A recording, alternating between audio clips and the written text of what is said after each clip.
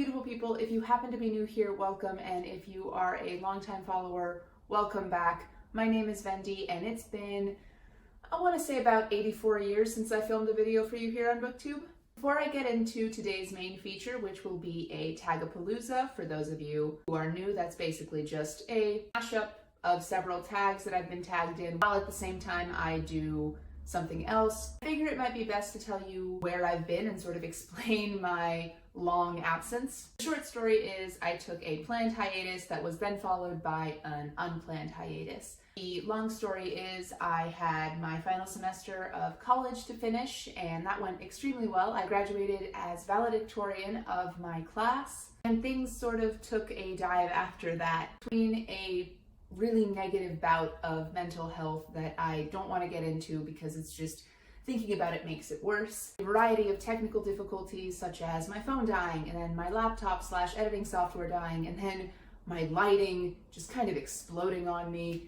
It's been a rough time. It sort of felt like the universe was saying, okay, you need to take a step back from Booktube. I've been itching to get back. I've missed this community and I've missed you guys so much. And going to BookCon actually just reminded me of how much I love this community. So I'm back. It's the middle of Camp NaNoWriMo, so maybe it's not the best time to overload myself with extra tasks to do, but I'm doing it. I'm excited to be back. Awesome, with that out of the way, I think we can begin the main feature of today's video. For today's Tagapalooza, I will be completing 3 tags, which are in order: the childhood book tag, the Booktube Real Talk tag, and the Who Am I book tag. In order of appearance, I was tagged by my lovely friend Emily at Page Turns to do the childhood book tag, by my dear friend Hannah from the channel Snow White Reader to do the Booktube Real Talk tag, and by the lovely Katie from A Sea of Tomes to do the Who Am I book tag. I'll leave the creators and the questions linked in the description box below, but since time is short and I still have my Camp NaNoWriMo words to get done today, I think it's best if I just get started and start doing the tags.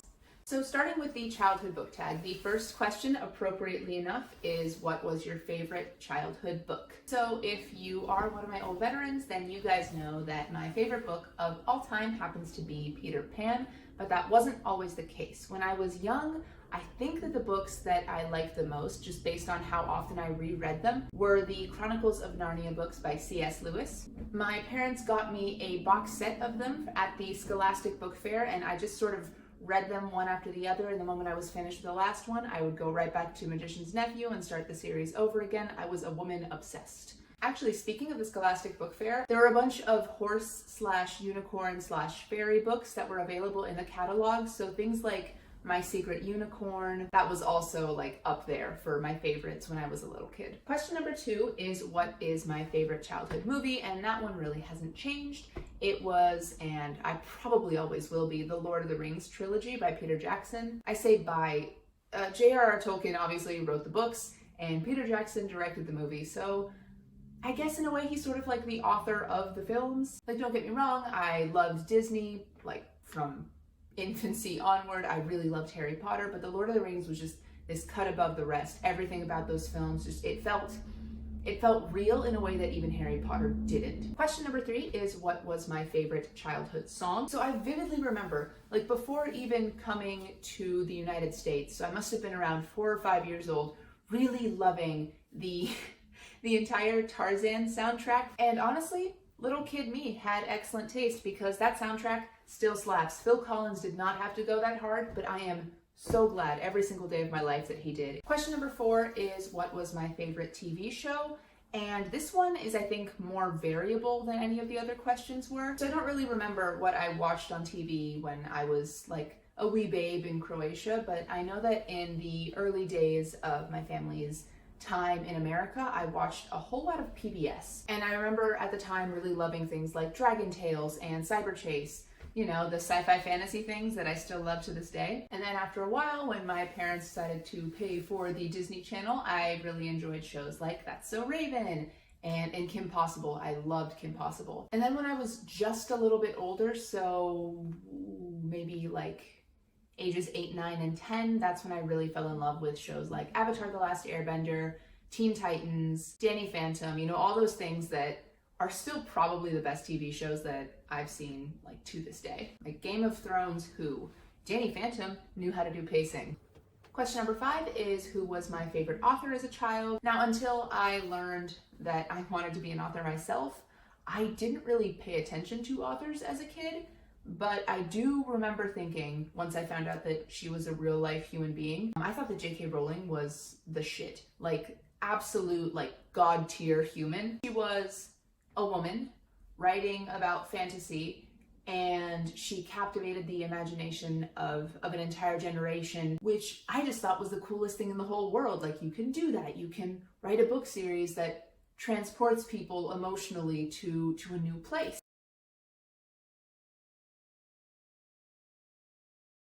My current opinions of JK are notwithstanding, in my childhood, she was my absolute hero. Question number 6 is, what is the worst book I read? And that one's a little harder because I wasn't exactly a critical reader for a long time. I was very easy to please. However, one thing that always bothered me, and to some extent still bothers me, is being forced to read things. So I think just because of the experience of being told that I had to do something, the worst book I read as a child was any one that a teacher forced upon me, especially if I was forced to read the thing after they had taken away something that I was reading for fun because it wasn't age appropriate or thematically relevant to whatever we were talking about in class. And to wrap up tag number 1, question number 7 is, what was a character from a book that I would have liked to befriend? And hands down, this had to be Lucy Pevensey. For those who need a little bit of a refresher, Lucy is the Pevensey child who discovers Narnia in The Lion, the Witch, and the Wardrobe. She is a total sweetheart, extremely loyal, loves her family, loves her friends, and I think that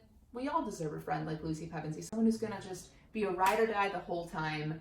All right, that's tag number 1. Moving right along to the Booktube Real Talk tag. So I know I'm like 3 months late to doing this tag, but I'm also like coming off a 3-month-long hiatus, so question number 1 is, what is something about Booktube that no one told me before I started? And not to like beat anyone over the head over the fact that I've been gone for a couple months, but the answer I have for this question is just how stressful it can be. Let's not kid ourselves, content creation isn't physically as demanding as, say, like bricklaying, but it's not easy work, and it definitely is work of a sort.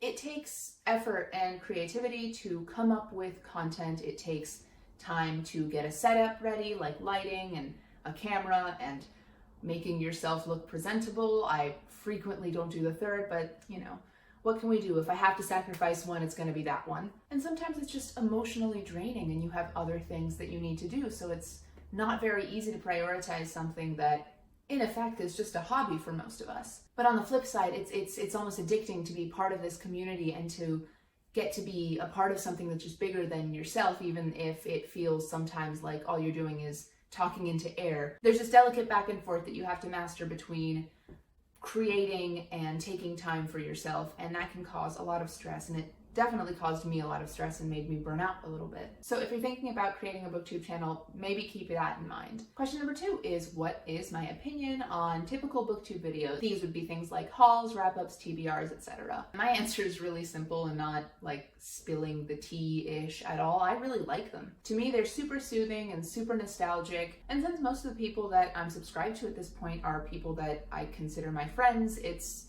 kind of like, you know, just sitting down and talking to some bookish friends about the sort of books that we're thinking and talking about lately as a group. It's really fun. In a very real way, it feels like I'm just having a cozy conversation with a friend. Question number 3 is, what is an assumption you had about Booktube before beginning your channel? And for me, it was a silly assumption, but I just assumed that the only booktubers that existed were the big booktubers. I've been a lurker on the site for literally years before starting my own channel. And a big reason for my reluctance was that I thought that like the booktubers that there were, that was it. Finito. No more could even exist. And that was big time my fault because I really hadn't bothered looking. There was a little bit of confirmation bias going on there. Obviously, I've been proven wrong many times over, and thank God I have, because had I not looked past that little circle, I wouldn't have found any of the Booktube friends that I've made since, and I wouldn't get to be part of such a wonderful community. The next question is, what is something that I've done to actually help me grow my audience? I don't want to say that growing is not something that like I prioritize, because obviously we're all here to grow and create a platform and a voice for ourselves in this community, but I really don't think I've done anything concrete to like actively push that goal forward besides just making friends. That's not to say that I'm making friends with the intent to grow my community. It's just something that's happened organically and I'm very thankful for it. It was sort of just a natural progression. I reached out to channels who were starting around the same time as I did, whose vibes I thought fit well with mine, and now a year later I have actual friends and I have something of a following. I still feel a little bit like I'm a Booktube newbie because the whole everything about it still kind of mystifies me. Like, how have people found me? Beats me. I'm in awe of people that have sort of figured it out. I just don't really know and don't really care to find out. I'm happy at the pace that I'm growing, and I'm happy with the connections that I've made thus far. And that kind of ties into the next question, which is, what is a common mistake you see newer booktubers making? And I think the biggest mistake you can make is not reaching out and not creating your own group, because obviously some of the people you reach out to won't want to reach out back, and that's totally fine. But you know, just keep reaching out and eventually you will find your group, and it won't feel so isolating or lonely or scary. But at the end of the day, we're just like a group of people who really like books. So just talk books with people, and don't just reach out to people who have like tens of thousands of subs, because they're gonna get, you know, hundreds and hundreds of comments and might not even see yours. Reach out to people who are starting out around the same time that you are and build organic friendships. I don't know how to phrase that better, but that's kind of it, you know, like, be a person and talk to other people. And the final question of this tag is, what do you, or I guess how do I feel about working with publishers / sponsorships? Like I said earlier, this is effortful stuff. If somebody wants to pay you to talk about books, go for it. Excellent. Take that money. Do it. As long as you're being candid, which I guess is kind of half of sponsorships anyway, because you have to say like a video is sponsored if it is, I assume. I don't know, I've never been sponsored, I probably never will be. Basically just be honest and continue being yourself. Sorry, that was not the last question. The last question is, do I think Booktube is dying? And the answer to that is just a resounding no. I don't think I've heard anyone answer otherwise. There's new Booktube newbie tags every single day. The community is growing. Perhaps it's changing, and that's where the root of this question comes from, because Booktube is definitely different than it was when I started watching, or even than it was a year or two ago. And I think that's great because it's been allowed to develop organically. But is it dying? Absolutely not. All right, that's 2 out of 3 tags, and I am well on my way to finishing this laundry. And as I said before, the final tag I'm doing this evening is the Who Am I book tag. Question number 1 is, if my life were a book genre, which genre would it be? If this were an ideal world and I lived my ideal life, it would be a cozy portal fantasy in a world where the chosen one had already done their thing and there was like an age of prosperity. Since I am a human person in the real world, I mean, the most realistic thing would be a contemporary with a focus on queerness or mental health, or honestly, probably both, because both have an impact on my life on a regular basis. Question number 2 is, which villain from a book do I identify most with? Now, this might be a strange answer, but I have a reason for it, and I have to say the Wood from Uprooted by Naomi Novik. I think the best villains are the ones you sort of root for because their motivations are understandable and perhaps something that you even can identify with. And I can and do identify with anger and wrath as a result of trauma. And to avoid spoilers and oversharing, that's where I'm gonna leave it. Question number 3 is, what protagonist are you most similar to? Speaking of contemporary books with a focus on queerness and mental health, I'm gonna go ahead and say Grace from Ashley Herring Blake's How to Make a Wish. I mean, people pleasing, making kind of dumb decisions, being super into women. I mean, I'm just describing myself, aren't I? Nope. Just kidding, I'm describing Grace. Or am I? You know? I'm real tired, guys. The next question is, what book did you connect to previously that you just don't anymore? I think I have to say, not that I don't connect with it anymore, I just don't connect with it to the degree that I did before. And it's the Shadowhunters books by Cassandra Clare. When I first started reading them in middle school, so like at age 10 or 11, when they first started coming out, I thought that they were like the peak of literature and just the coolest things in the world. And they are pretty cool. I'm part of my way through my reread of the series now, and I still really enjoy them, but they're a lot more melodramatic than I would have been okay with admitting in middle school. And you know what? That's okay. Something doesn't have to be a literary masterpiece for you to enjoy it. You don't need to come up with a justification to like something you like. Sometimes a book is just a book and you like it, and that's the whole story. Next question is, what recently read world would you like to be a character in? And guess what? Shadowhunters. Like I said, I am working on a reread of the series so that I can jump into the Dark Artifices, because I haven't yet. And you know what? Would still love to be a Shadowhunter. Pretty cool. Or, I mean, maybe not yet, because they're still pretty dogmatic about like everything, but I think being like a warlock or another downworlder would have been really cool. Especially since there's still this like tenuous connection to the world as we know it, because it's an urban fantasy series, so I could have the best of both worlds. The next question is the one that I like to call like the call-out question. And it goes as follows. How do your reading habits showcase your personality? I'm a stress reader, I'm a series marathoner, and I think I have like an allergic reaction every time I even contemplate DNFing a book. So a lot stressed and pretty obsessive. And I think the biggest one is that my favorite genre is fantasy, followed closely by sci-fi. So my need for escapism, right there. See what I said about being called out?